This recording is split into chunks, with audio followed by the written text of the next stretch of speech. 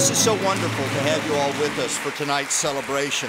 It is particularly poignant for all of us at the Austin Theater Alliance to be your host tonight. Our Paramount Academy for the Arts and our education and outreach programs are examples of how the arts can transform lives and transform schools. Whether it's our summer camps that each year serve the needs of children 4 to 14 years old, our ongoing partnership with the City of Austin and Travis County, in which we employ low-income high school students to participate in our youth theater company, our Literacy to Life in-school residency program that is daily changing the lives of hundreds of Austin third graders through the use of interactive drama-based storytelling and writing exercise that enhance not only a child's ability to communicate, but in fact are in the business of building self-esteem, or the 20,000 Central Texas elementary and middle school students who attend student matinees for free or at very low cost each year at both the historic Paramount Theater and at Stateside. And for many, it is the first time they have ever been in a true theater. We are so proud that all of these provide an experience for us to see the catalytic effect and the role that arts can and must have in the lives of our young citizens. They know how important it is. The children tell us, the parents tell us, the teachers tell us. It takes an entire city to raise a child, and it is not our responsibility.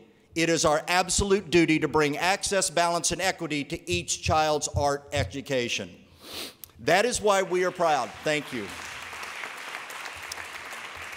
That is why we are proud to welcome you here tonight as together we take the next steps towards even greater success. We have the vision.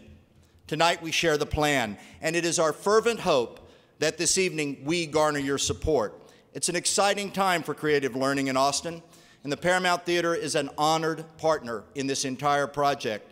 It is now my high privilege to introduce our special guest, the Vice President of the Kennedy Center of the Performing Arts, Mr. Darrell Ayer. Thank you, Jim. So great to be here with you this evening. The last time I was here in Austin, nearly a year ago, I gotten chased out of D.C. by our Eastern City earthquake.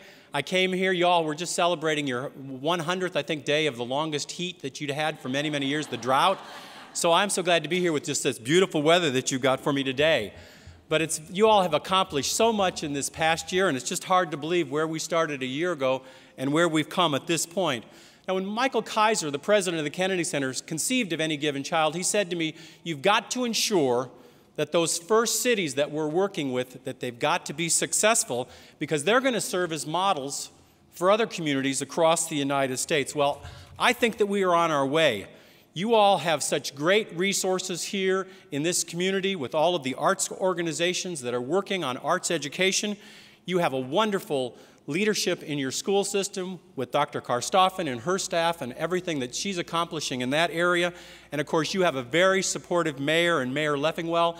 Those three things put together certainly add up to success, and all the teachers and all the parents, I'm very excited about what's going on here, that every child in this community is going to have the arts as part of a complete education. Now, a lot of times we talk about communities coming together and working on an initiative, but every initiative needs some drivers, needs some people kind of leading the charge in that. And I wanted to acknowledge a very visionary organization in your community and its leader, Mind Pop, and its leader, Dr. Brent Hasty. And I just wanted to thank Brent for everything that he's done for this initiative and his staff as well. The other fortunate area is around the area of inclusion. And in some communities, the children with disabilities are left behind or left out. But in this community, you all are very fortunate to have the VSA Texas in your midst, led by its executive director, Celia Hughes.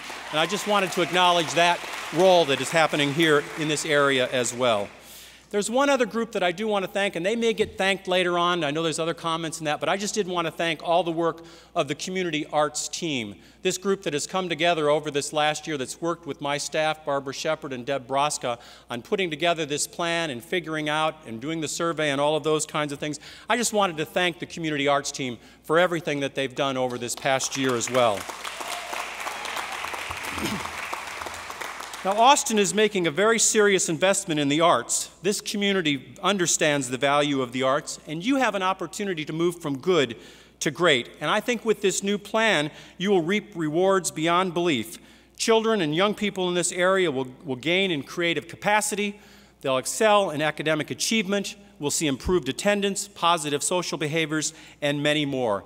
As I'd mentioned before, Austin, I feel, is poised to serve as a national model for how an urban school district can meet the needs of all of its students in the multiple art forms with robust community partners, providing students with a variety of creative experiences that combine broad and deep experiences.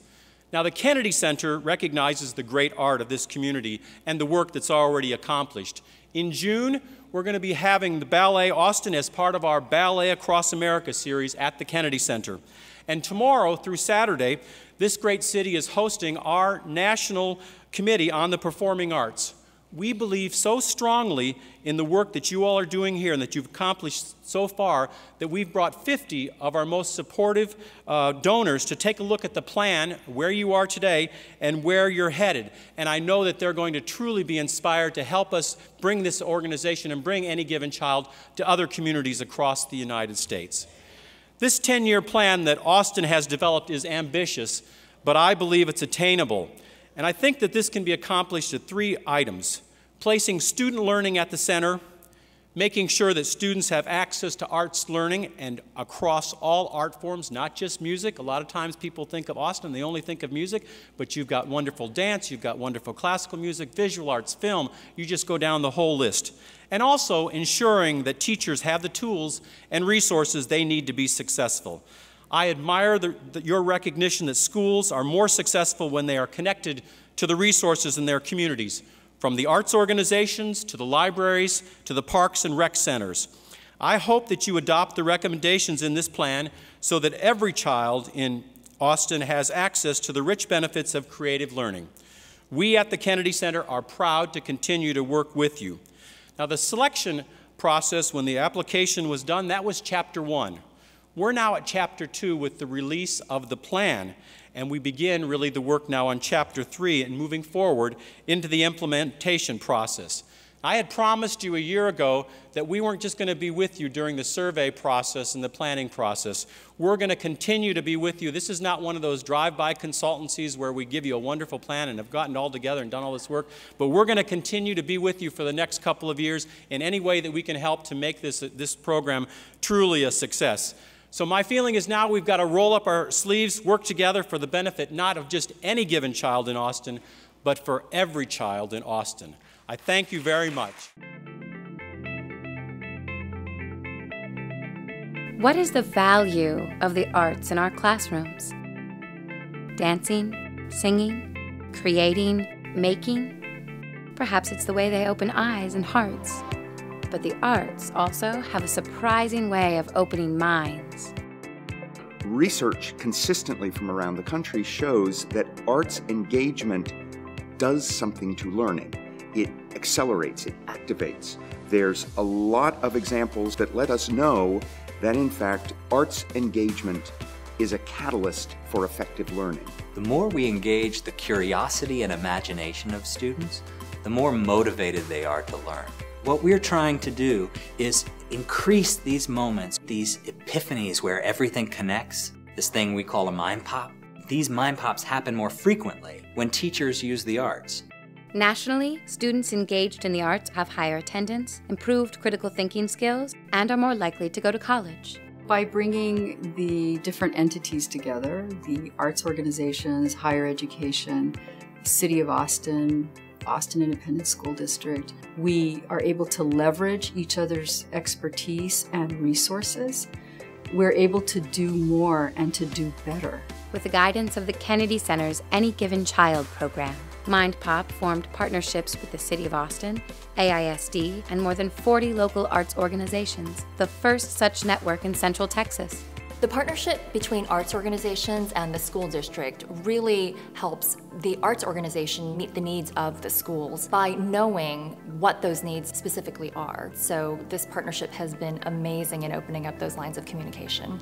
If we can prepare our children to be creative thinkers across the spectrum, in technology, in medicine. We can provide a creative economy here in the city of Austin. Austin Independent School District is an amazing partner. They care deeply that each and every child gets the maximum benefits from the resources that are available. We're getting the opportunity as regular classroom teachers to be trained in integrating fine art strategies into every part of our curriculum. AISD students engaged in the arts have higher test scores in all academic areas. We have the potential to have an entire school district that is taking the best of what has been learned from around the country, of the arts being used to activate the creative engagement in all curriculum, and bringing it into the active learning lives of kids in their schools. With continued support, with everyone doing their part, we can align our resources so that every classroom in every neighborhood is a place for creative learning.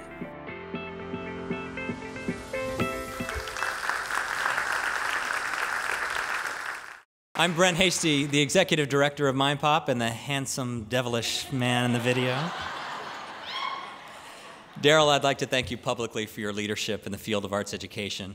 You've been an influence for me personally, and you've been an incredible leader for the city of Austin as we start to take our strong programming and turn it into really great programming. So thank you so much for your leadership.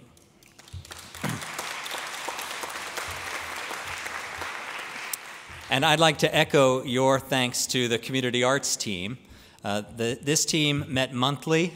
They're made up of incredible leaders from Austin Independent School District, from the City of Austin, from the arts and cultural community, from higher education, from business and philanthropy, and parents and volunteers. Can you help give a round of applause for the community arts team that developed this plan?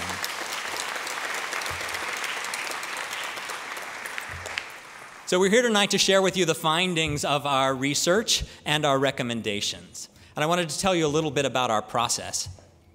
We did a lot of research. We inventoried 108 K through 8th grade campuses. We surveyed 108 K-8 principals, 1,773 general classroom teachers, 350 arts specialists, arts organizations. We did research on all students who were highly engaged in the arts. We did a literature review of all of the research around arts education.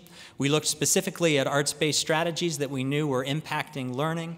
And we had design teams for elementary, middle, and high school that served as focus groups and data sources for us to wrestle with the kinds of problems that might occur in taking a program like this system-wide.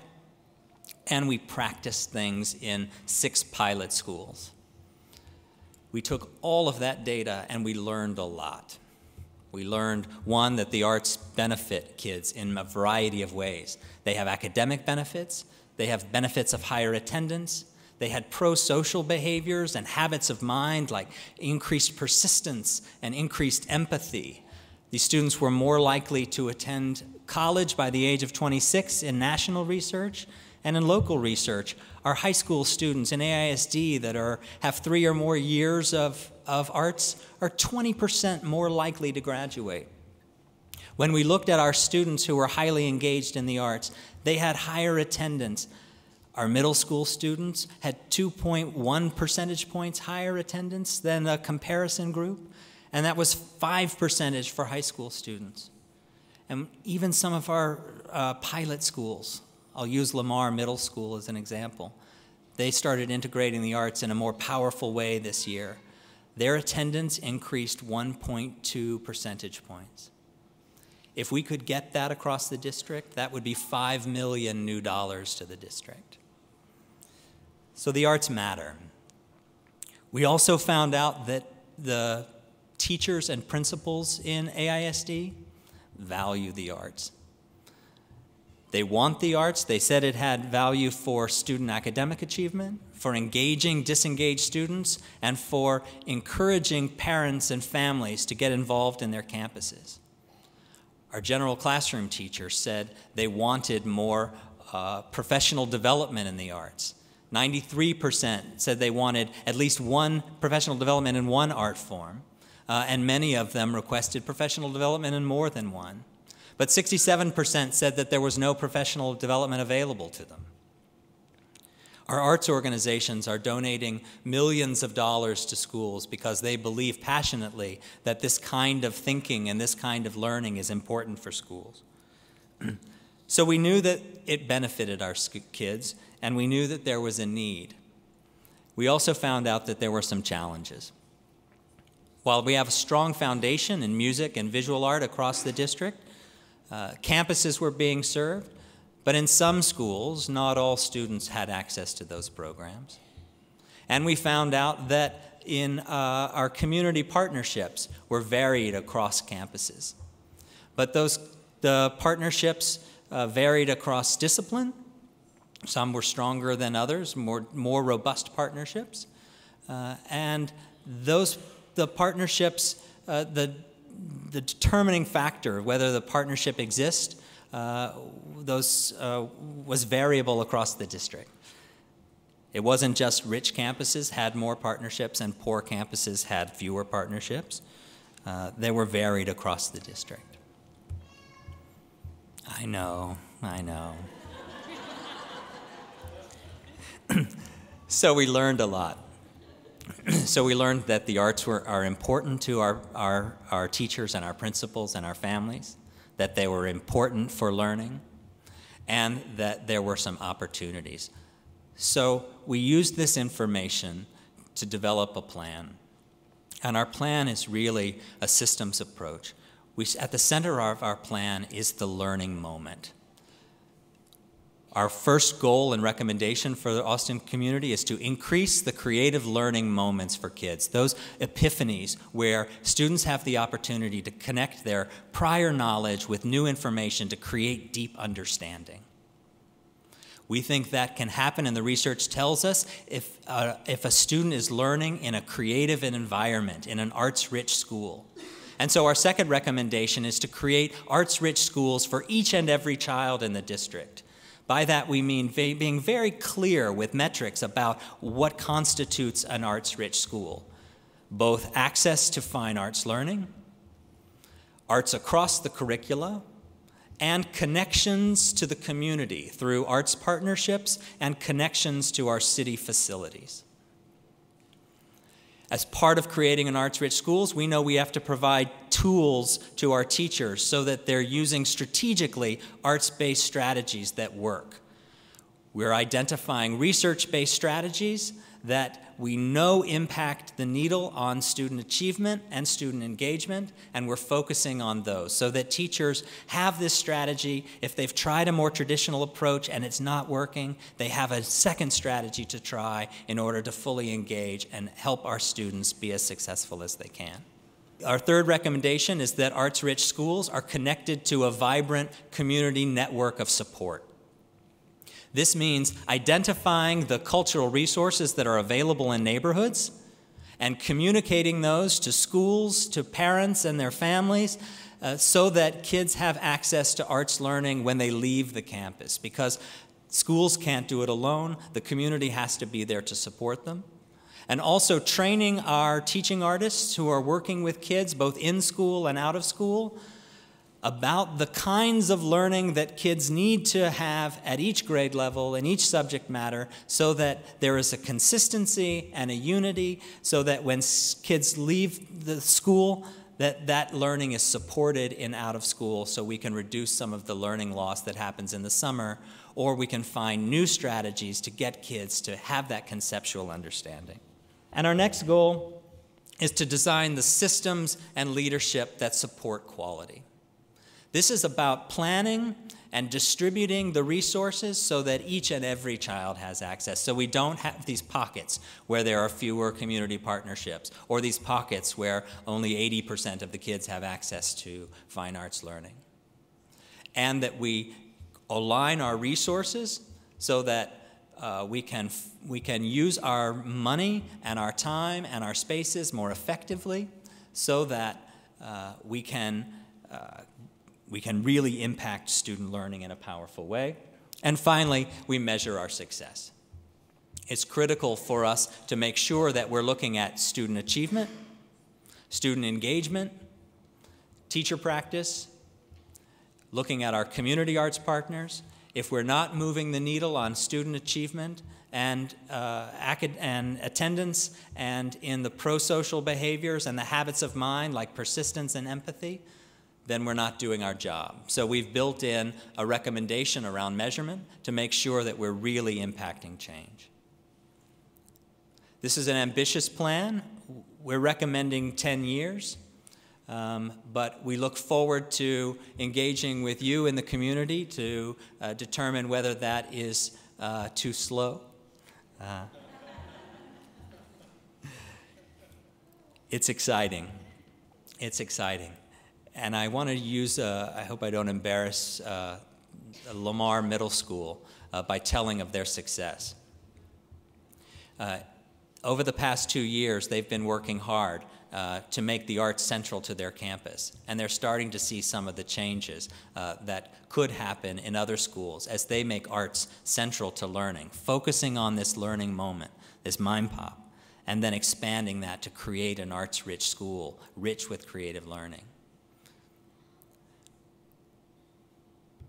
Their attendance in the past year has increased 1.2 percentage points. Their academic scores have increased. They've moved from a standing of 11th to 8. Their test scores have gone up, even in the new system. And they've retained and brought back kids from the neighborhood. 2 years ago, from one of the high-resource schools in the neighborhood, only 9 kids enrolled in that neighborhood middle school. This year, 39 kids enrolled. And the parents talk about the arts as being one of the reasons why they've done that. It can happen here. It's inspiring. And when I talk to kids and hear the way they talk about their teachers and the strategies that they're using, and we see this kind of impact happening in classrooms, it's making a difference in kids' lives, and we can make a difference in our city.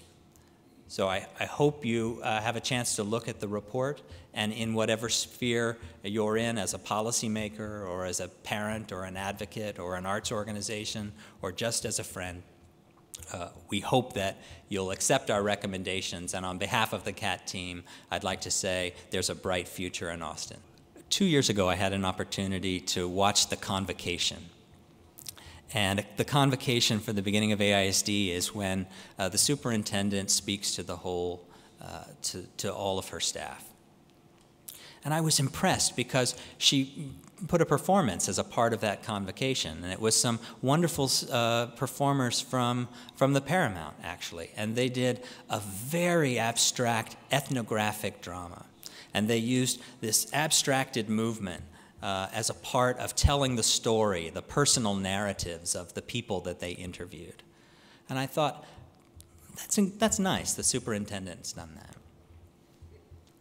And then she showed, after the students performed, she had them bow, and then she showed them the process of how they built this work. I said, now that's a superintendent. That she recognizes the process that went behind it, that there's a deeper kind of understanding that happens. Way to go, way to go. And then she took that information and she asked all of her staff, thousands of people, to do the techniques that those students had done building it.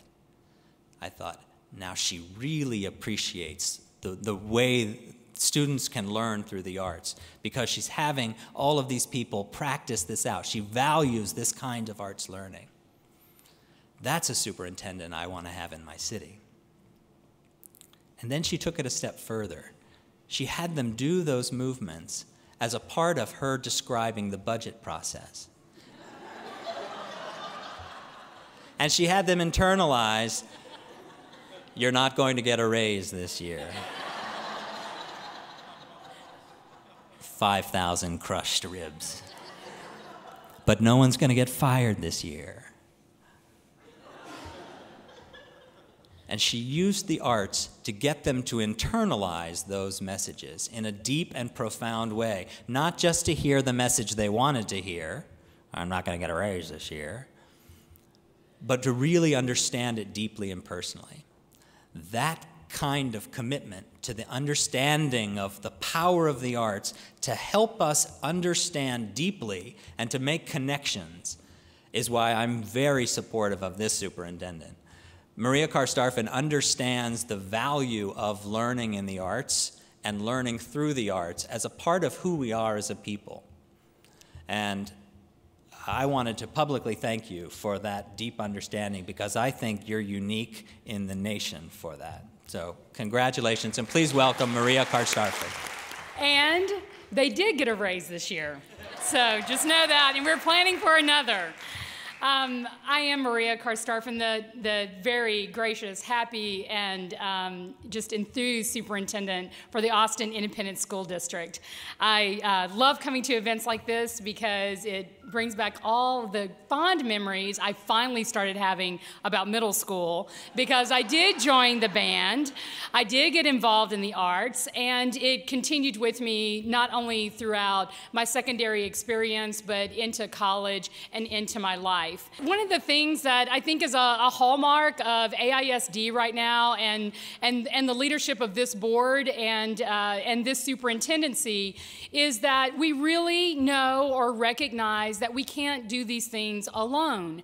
We have to do them in partnership and collaboration with a lot of other people who, quite frankly, in some respects, can help us do this even better. Not only because they have the expertise, like the Kennedy Center and all of our arts partners across Austin, but they actually help us build our capacity to do it better, but faster, and with greater outcomes for kids and families. And that's really why, even though we're talking about the arts tonight, but at the heart of what we're trying to do is to accelerate our progress so that no child in Austin has to wait to have an outstanding experience for being in Austin Independent Schools. Now, in speaking of not doing these things alone, I know that some of my board members were recognized before, but Ms. Bradley and Lori Moya and Mark Williams, and I think Vincent Torres is here, but all of them, we sit at the board table, and there's a lot that goes on in the public schools, but it does take a lot of courage to take actions on things where, yes, we might be doing something really great, but then you have to eliminate or change or alter something else to be able to make these things happen. And I couldn't be more proud of the people that are with me here tonight as my board of trustees. They have really embraced the arts. They have listened to us do this over the last 2 years. We are ramping up for an action in December around Any Given Child and the programmatic investments it would take to be able to make this possible for schools all throughout Austin Independent School District. So if you see them, you give them a lot of love and encouragement, because for those things that we say yes to, there may be some things we have to say no to. But they've thought about it beyond just one action in December. They've asked us to consider the impacts of this on our bond that we're considering for May 2013, and even any revenue resource generation that we might do in a future tax ratification election. Because while we might make a philosophical decision, we all love the arts and want to say yes, but at the end of the day, it takes resources to make those things happen. So I'm just really proud of them and of our team, people like Dr. Cruz and Pauline Dow and Shirley Heitzman, who helped bring all these things together from the Austin Independent School District side. I know Michelle Creechy is here. She's taken over Shirley's role, but has really been a great partner in this. And I would be absolutely remiss if I did not mention Greg Goodman, who has been really working through the fine arts with us nonstop for many years before I was superintendent. But since I've been here, I mean, he has really put his back into this and has been a really special partner for the city, for within our school district, and with our arts partners. And then as the superintendent, I have to tell you that we have lots of great ideas from the central administration. I think my ideas are just creative and brilliant and get a special little place in the arts world. But it doesn't matter how many great ideas you have if you don't have people leading schools who love it too and will take those ideas and help implement them for teachers, and with our kids. I saw Mike Garrison here tonight from McCallum High School. You know, he's a fabulous guy and a great leader. I also saw Greg Llewellyn, all that gushing that Brent was doing on Lamar Middle School. That's Greg. I mean, that's George. George Llewellyn. George is here, so please say thank you to George. And I saw Tammy Workman, who is one of our elementary principals. She's also been pushing really hard to do all this pilot work so that we could learn and do something better for the other schools as we implement this over time. Now, as the superintendent, I have to just reinforce some of the points that were made earlier about why this is academically important for our students. I saw some of our kids down here, and they will tell you in 2 seconds. It's really easy to start getting super bored in school. And one of the things that arts, that the arts do for us is help our teachers have additional tools to keep kids engaged and super excited about the things that they're learning, regardless of the content area. And you heard our teachers in the report from Mr. Hasty about their desire for professional development. I mean, they want at least some professional development, regardless of the content area that they teach. So I see a future world in the Austin Independent School District where science teachers, yes, have their beakers and gas and blow explosions and things of that sort, and at the same time, kids can go and draw it artfully and make it all come together in a way that really enhances their ability to be critical thinkers for our future workforce. Austin is a fabulous city. You live here, you know this. It's a lovely city. We have a beautiful mayor, too, who embraces the notion as well. So seeing us all to come together in this way really makes this a special opportunity for Austin and even a better place for the future of our kids. But part of that academic, getting excited about school and not being bored and all those kinds of things, yes, they come to school more, which is about attendance. But they also, as I heard a little bit of, and I'm going to reinforce it right now, because our job is to ensure that kids graduate, they graduate on time, and they graduate college, career, and life ready. Our kids who take 3 years of fine arts graduate at a 20 percentage point higher rate than kids who don't. So for those who do, they're graduating at a 98% graduation rate. Now I'm going to ask you to do, we got a lot of creative people here, and I won't put Mr. Hasty on the spot, but if that's a 20 percentage point difference, at what rate are the other kids graduating? You can do math and draw. And dance. Oh, come on. I'm sorry? 78. So we know that that's lower than our district graduation rate, which is actually 80%. So we want to see our kids really have these opportunities because we want them to have real choices after they graduate, career skills that allow them to be successful in this rapidly evolving economy, decision-making skills so they're an informed citizen and resident in our democracy, and academic skills so that they not only graduate, but they go on to college and complete and get the kind of careers and lives that we want to see our kids have. And of course, despite what everyone says, we do want them to live and stay in Austin. So no matter what the traffic's like. So, but I'm gonna do my part to ensure that we hold up our end in the Austin Independent School District to be able to be great partners with the Kennedy Center and with MindPop. And with that in mind, I get the honor of doing the thing I love the most, is give our teachers and our students an opportunity to show you what they've been doing in this program. Miss McLean and her second graders from Brentwood Elementary School are here tonight. And she is going to show you how she strategically uses the arts to have our kids do those things that matter around being inspired and engaged in school. So thank you so much for coming out tonight. We really appreciate it. And please enjoy the beautiful work of the Austin Independent School District. Hi, my name is Sloan McLean, and I am a second grade teacher at Brentwood Elementary. I am so excited and so honored to be here tonight. I have had the privilege of receiving professional development with MindPop the last week as part of the vertical team. That is the creative classroom initiative for last year, and was able to go to Catherine Dawson's UT Drama for Schools program this past summer, in addition to the amazing experience at the Kennedy Center at their Arts Integration Conference. So I've had the opportunity this school year to really bring all the fine arts into my classroom. And I want to give you a couple examples, 3 examples of what this has looked like in my classroom so that you get a feel for what's really happening in an actual AISD Austin arts integration classroom. First of all, we started with a social studies heroism unit.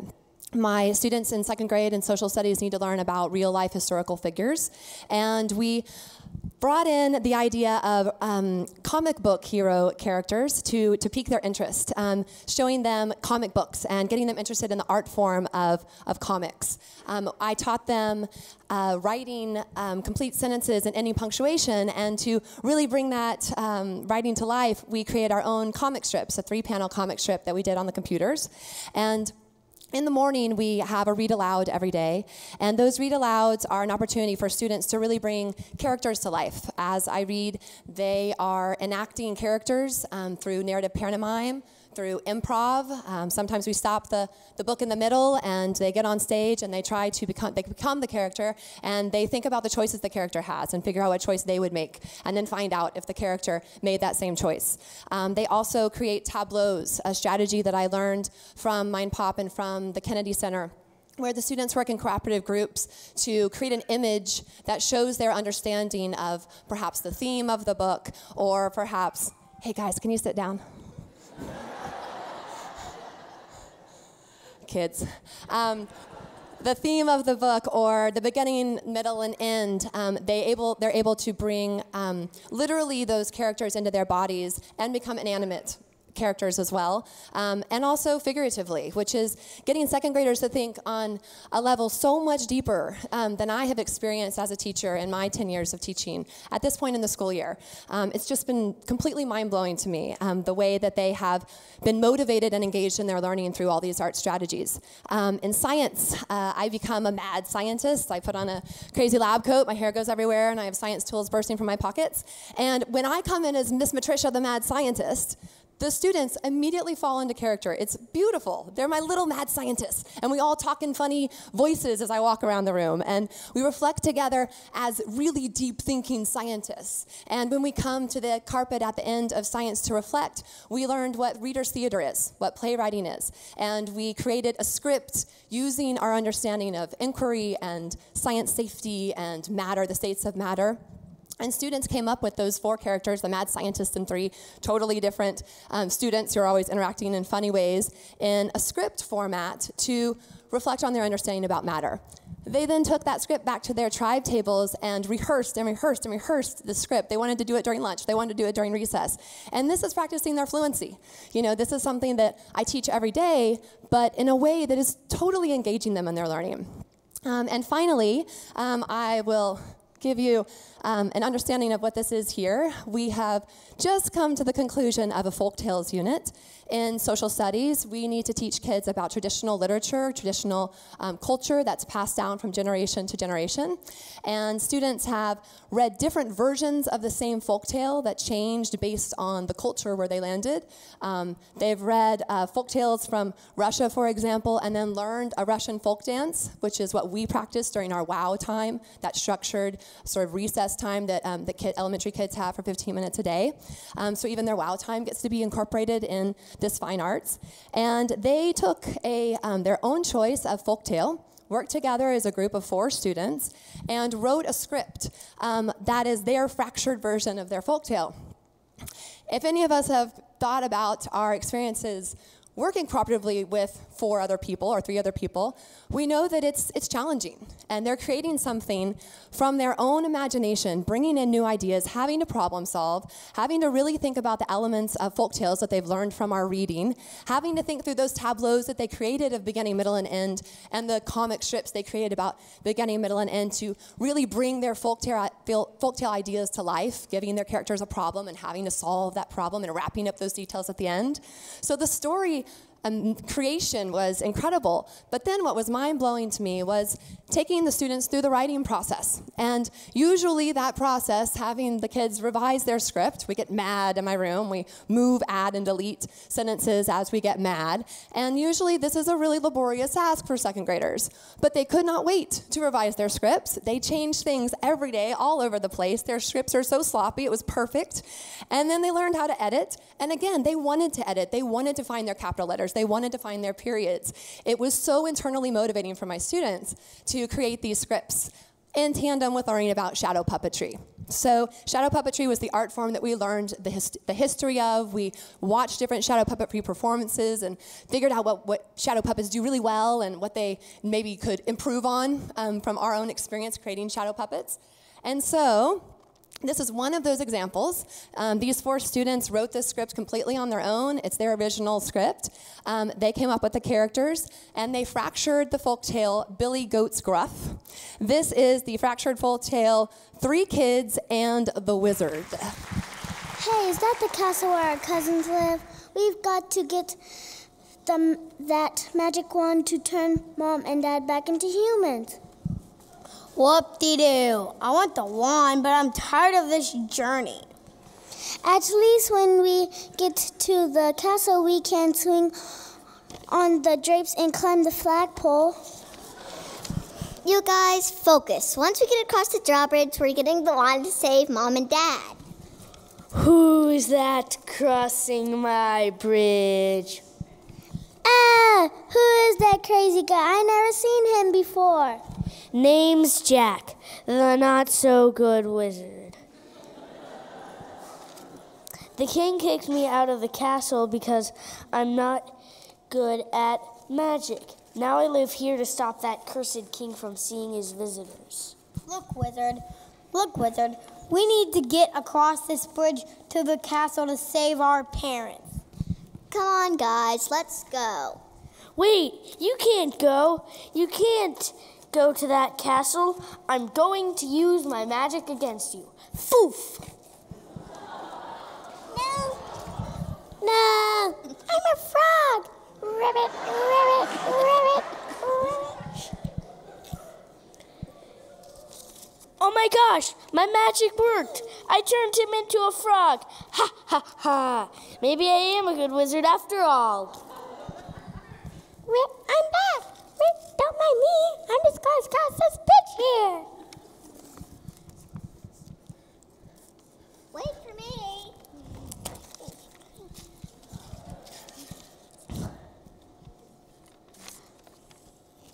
What happened? How did you turn back into a boy? Don't think you're going to cross, too. Poof! Bleh.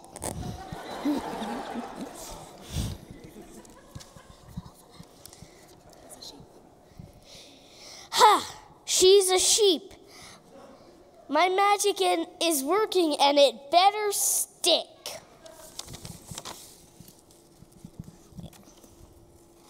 What happened? I'm so itchy. Bleh. Snap! My magic didn't work again. Oh why do I have such problems with my magic? I'm a wizard. All right, Mr. Magic Man, you're not going to cast a spell on me. I am too. Toof, oof, loof. Oh, that's not working. Bop, sop, lop, pop. Erg, that isn't working either. What was that magic word again? Lolly olly pop? Oh my gosh, he turned himself into a lollipop. We're free. Let's get to the castle, Magic Wand. Here we come. Hey, what about me? What happened? I'm a stick. Wait. Wow, whoa, yum. Hey, I'm surprisingly tasty. Yum, yum. Okay then, bye kids. Nice to meet you. Get that wand. Save your mom and dad. Yum. Woohoo. I am a great wizard. After all, yum, me.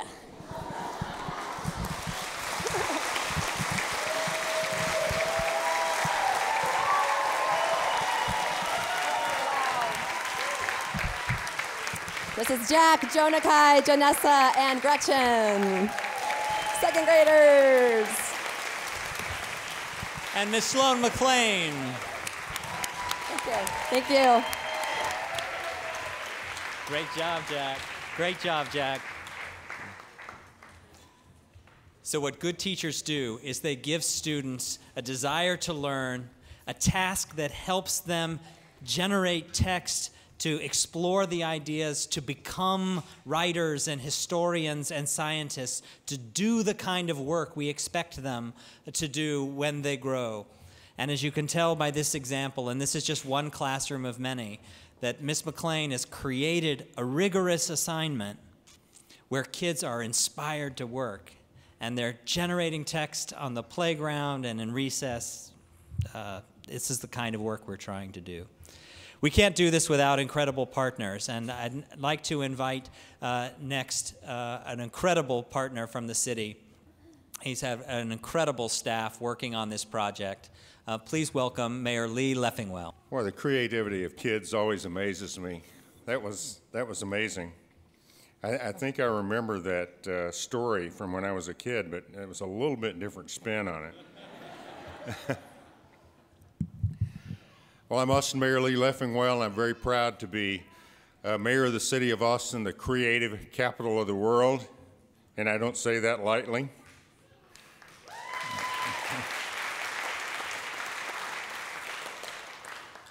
Austin is thriving in large part due to our rich creative economy. Economies around our nation were shrinking over the last few years, while ours in the last 5 years grew by 10%. And our creative sector outpaced that growth during the same period with 25% growth.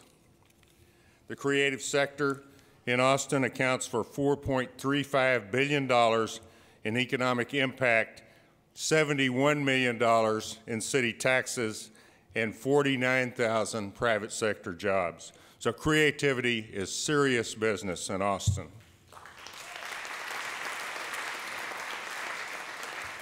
So it's important that we continue to lead in creativity and keep Austin as a vital creative capital of the world.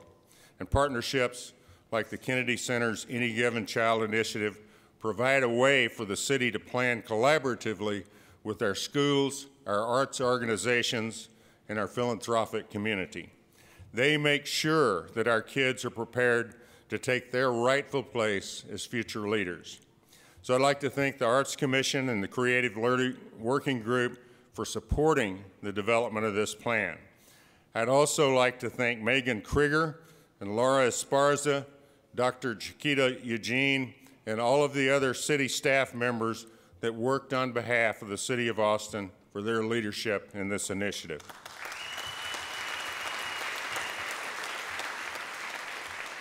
The plan they developed recommends that we develop a community network to support creative learning, and the city plays an important role in that goal. We believe that working better with our schools, city facilities, and community arts organizations, we can meet the needs and interests of our young people and better serve the citizens of Austin. The committee has identified several ways the city can use our resources to identify and align and increase creative learning, from creating a resource directory of opportunities to convene community stakeholders to identify those needs and opportunities. The city's cultural investment in our cultural contracts with arts organizations will play an important and crucial role in this effort. So we look forward to exploring how these efforts might be strengthened and aligned with our schools and our arts partners like MindPop. So here to demonstrate the work of our cultural partners, I would like to welcome Rupert Reyes, who is the Austin Director of Teatro Vivo, and playwright Roxanne Schroeder-Arce, Professor of Theater and Dance at the University of Texas in Austin, and also the playwright of Mariachi Girl, and she will set up the scene while the actors are getting ready. Thank you all for coming here tonight. It's my great pleasure to be a part of this effort. Muchísimas gracias y buenas noches, buenas tardes a todos. My nombre es Roxanne Schroeder Arce. I'm a professor at the University of Texas and also the playwright of Mariachi Girl. It is indeed quite an honor to have the show shared with you tonight as a piece of the incredible work that is coming out of Austin. This play has come together as a collaboration, and as any given child needs a village to raise it, so does a play. And several partners in the city have come together. I want to give a special thanks to Nat Miller and Zach Theater. Thank you so much. Nat has arranged for over 4,000 children to see this production, and I'm incredibly grateful for that because that is why I do my work, of course. And also, we've been working with the University of Texas at Austin, and Brant Pope directed the show, and I want to thank the University of Texas at Austin, of course. And then a great thanks to my incredible partner, Teatro Vivo, who has been working with me on this play for several years and has given a great deal of support to its growth. And Teatro Vivo commissioned the music of the play, and it's all original mariachi music. And so I'm incredibly grateful to Teatro Vivo and Rupert Reyes and Joanne Reyes. And this is Rupert Reyes.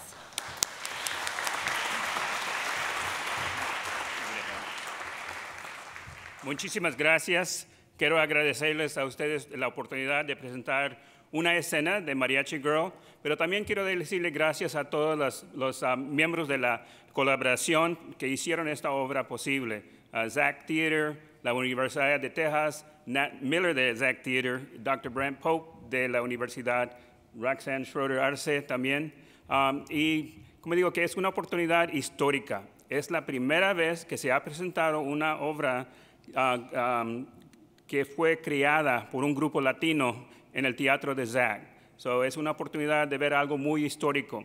So, queremos otra vez darles las gracias por darnos esa oportunidad. Y ahora Roxanne te va a hacer la presentación sobre lo que van a ver. Muchísimas gracias. Gracias. I'm incredibly grateful for the opportunity that it's ensuring the arts for any given child, and I think also in this case about any given child, and I think that's incredibly wonderful that this work is being supported for the Latino children in Austin, and also for every child to understand the incredible diversity and the rich cultures that thrive in Austin. So I'm excited about that. Thank you. And also, so to set up the play is about a young girl named Cita. She's 8 years old, Carmencita, and she wants to be a mariachi. And her father, for a variety of reasons, mostly his tradition is what he says, that there were no women in mariachi when he was growing up. And he wants to maintain that tradition, and so therefore does not want her to be a mariachi. However, we learn throughout the play that, in fact, he's concerned about his children thriving in the United States, and he actually is hoping that they will assimilate, and through assimilation, they'll be successful. And the story follows the father as well as the young girl, Carmencita. And at this point in the play, we finally get to see Carmencita sing, and her father finally gets to see her sing. And he's surprised to see her singing at the cultural festival at her school. And we get to see how he reacts. Thank you, Mariachi Girl. I think Luis is going to be really mad at us. At us? This was your idea, Carmen. Instead, when he hears the little girl sing like she does, he's going to be too surprised to be angry. And how did you make it for Luis to be late? Luis is never late. Danny has a whole plan. Ahí está, mijo. I hope it works. Hija, qué linda te ves en ese vestido. Ay, mi niña, te ves hermosa. Espérenme. I can do my hair right. Can you fix it? Claro. Buenas tardes, señores. Bienvenidos. I'm Cita's teacher. You must be her dad. Oh, no, he's not here yet. But we'll start any minute. Well, he will hear it. He's not in the first song. Didn't Cita tell you? It's a surprise. We are going with Danny's plan. Well, I sure hope you're right.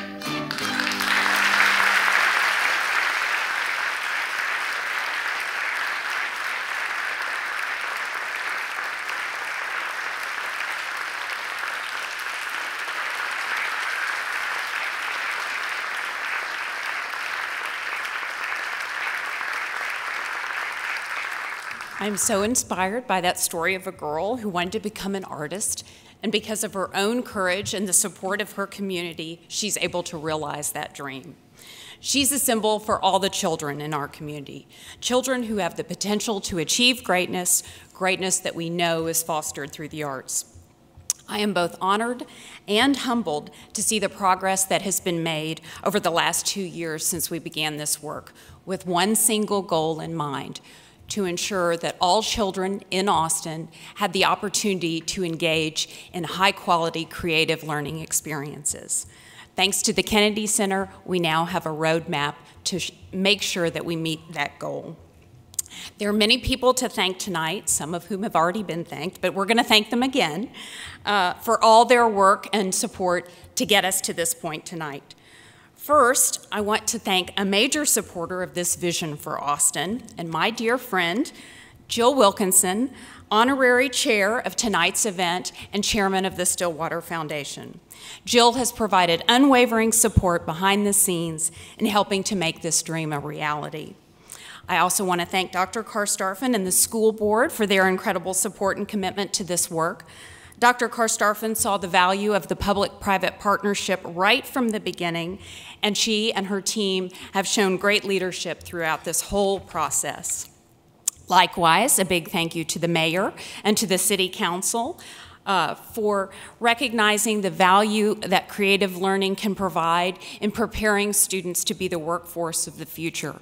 They also helped form the most significant partnership ever between the city, the school district, and arts organizations. A round of applause, the most significant partnership ever. I also want to thank tonight's event committee, led by the very capable team of Carrie Clark, Christy Savage, and Shirley Heitzman. Jennifer Luck served as a stage manager extraordinaire, and all the volunteers and student performers who've made this event such a success need to be recognized as well.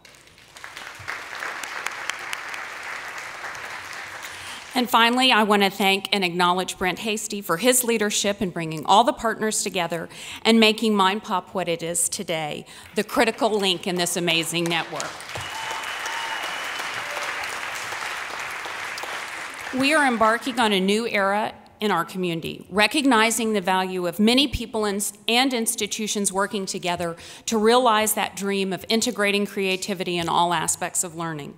And yet these goals cannot be realized without widespread support and the dedication of time and financial contributions to support this vision. It's going to take all of us, so how can you help? Policymakers, we hope that you will support schools, arts organizations, and cultural institutions in aligning their efforts and breaking through institutional barriers. If you're a school, consider applying to participate in the Any Given Child initiative. If you'd like to volunteer, MindPop will be establishing permanent working committees to carry the work forward. They will be recruiting for these committees early in 2013, so please let them know if you're interested. And if you're inspired by the vision laid out tonight and want to become a part of it, we encourage you and welcome your investment in our work. Sign up for the MindPop mailing list, check out the website, forward the news to others. We'd love to have you as a MindPop partner, and we expect that you will have MindPops of your own and come up with a really creative, new, and original way to join us. And now, I'd like to welcome the Beta Check Mariachi Band, who are such a shining example of our students. Thank you, Michael Wurst, and all the Beta Check Middle School students for sharing your talents with us tonight. Enjoy.